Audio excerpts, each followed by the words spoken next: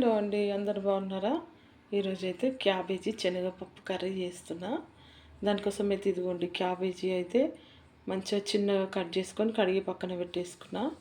అలాగే ఒక 2 టమాటాలు, పచ్చిమిర్చి, ఉల్లిగడ్డ తీసుకున్నా. ఇదిగోండి కొంచెం శనగపప్పు తీసుకున్నా. ఇప్పుడు క్యాబేజీ శనగపప్పు కర్రీ ఎట్లా చేయాలో చూపిస్తా. స్టవ్ ఆన్ చేసుకొని స్టవ్ పై అయితే గిన్నె పెట్టేసుకున్నా. ఇప్పుడు క్యాబేజీ శనగపప్పు కర్రీకి సరిపడంత ఆయిల్ వేసుకుందాం.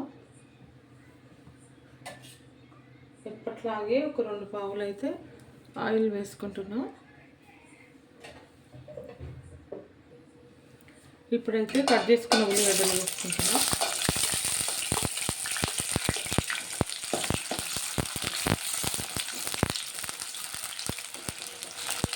అలాగే పచ్చిమిర్చి కూడా వేసుకుంటున్నాం.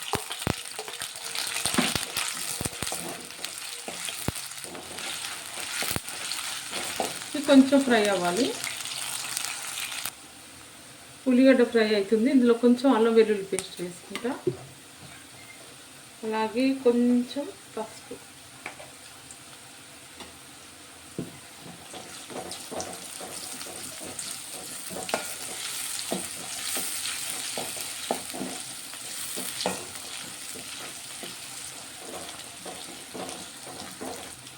ఇప్పుడు ఇందులో కట్ చేసుకున్న క్యాబేజ్ తీసుకుంటాం.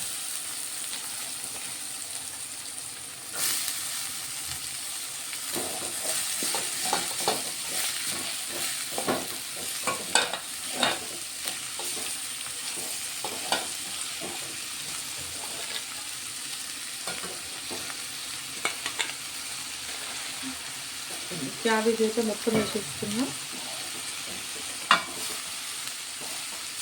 ఇదంతా ఒకసారి కలిపేసుకున్నాం.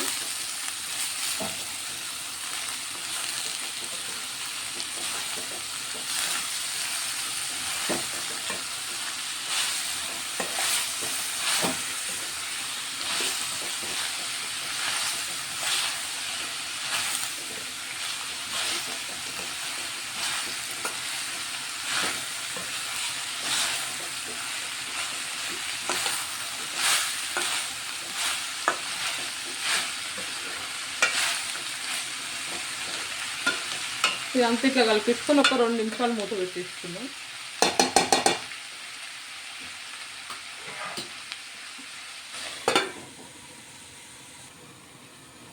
ఇప్పుడైతే ఒకసారి క్యాబేజ్ చూద్దాం.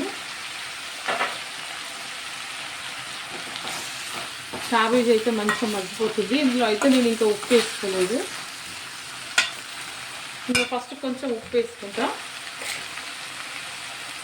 ఇదిగోండి ఒక సగం స్పూన్ వరకు ఉప్పు అయితే వేసుకుంటున్నాం. ఇది వేసుకొని ఒకసారి కలిపేసుకున్నాము. క్యాబేజీ తొందరగా మెత్తగా అయిపోతుంది కొంచెం ఉప్పు వేసుకుంటే.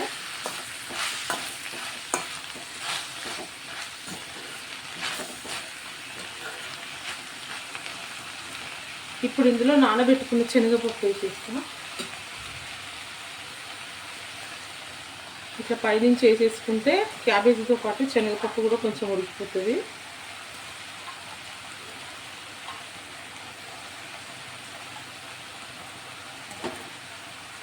ఇట్లా వేసుకొని మళ్ళీ ఒక 2 నిమిషాలు మూత పెట్టేసుకున్నాం. ఒకసారి కర్రీ చూద్దాం.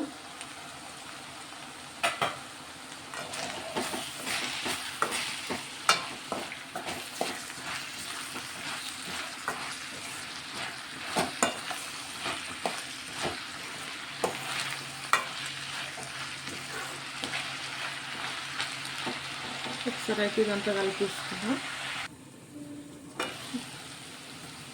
ఇప్పుడైతే ఇందులో టమాటాలు వేసుకుందాం. కూర అయితే కలిపేసుకున్నా. ఇప్పుడు ఇందులో అయితే టమాటాలు వేసుకుంటున్నాం.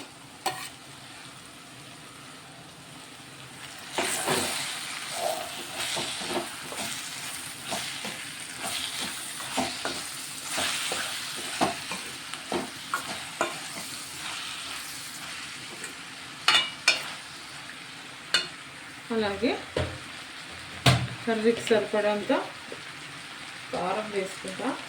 ఒక స్పూన్ వరకు కారం వేసుకుంటున్నా. అలాగే ఉప్పు కూడా వేసుకుంటున్నా. ఇందాక ఒక సగం స్పూన్ వేసుకున్నా, ఇప్పుడు ఇంకొక సగం స్పూన్ వేసుకుంటున్నా. ఇదంతా ఒకసారి కలిపి వేసుకున్నా.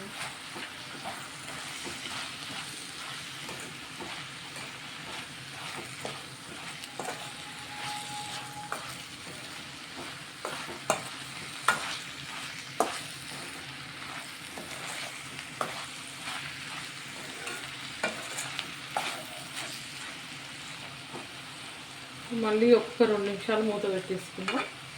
టమాటాలు మెత్తగా అవ్వాలి.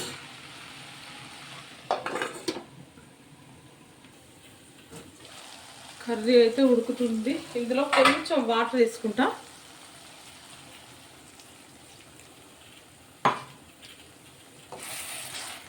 కొంచెం శనగపప్పు ఇంకా కొంచెం మెత్తగా అవ్వడం కోసం వాటర్ అయితే వేసుకున్న కొన్ని.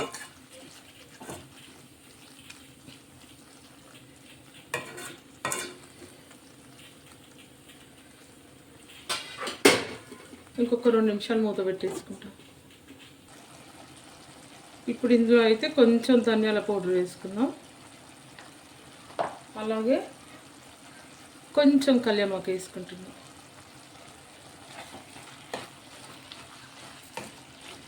వేసుకొని అంత ఒక్కసారి కలిపేసుకొని ఒక 2 నిమిషాలు అట్లా మగ్గనిద్దాం.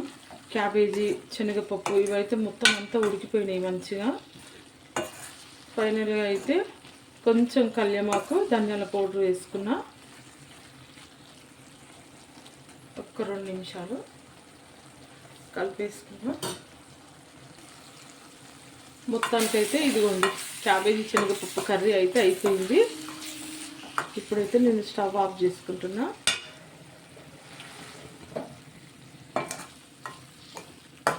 ఇప్పుడు ఇదైతే ఒక బౌల్లోకి తీసుకొని చూపిస్తా. ఇదిగోండి క్యాబేజీ శనగపప్పు కూర అయితే రెడీ అయిపోయింది. స్టవ్ ఆఫ్ చేసుకున్న, కర్రీ కూడా చల్లగా అయిపోయింది. అట్లనే ఇదిగోండి అందులో తినడం కోసం నేనైతే బ్రౌన్ రైస్ చేసుకున్నా. ఇదిగోండి వేడి వేడి బ్రౌన్ రైస్ కుక్కర్లో వేసుకున్నా. ఇప్పుడు ఈ రైస్ వేసుకొని కర్రీ వేసుకొని, కర్రీ ఎట్లుందో టేస్ట్ మీకు చెప్తా.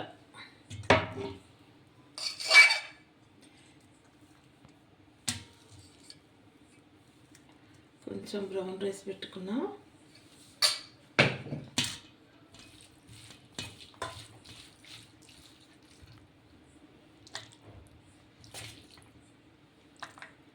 కొంచెం అయితే క్యాబేజీ శనగపప్పు కర్రీ వేసుకున్నా.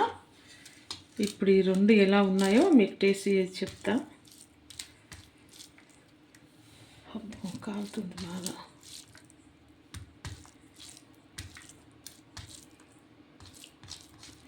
సూపర్ ఉంటుంది అసలు కర్రీ అయితే. ఇదిగోండి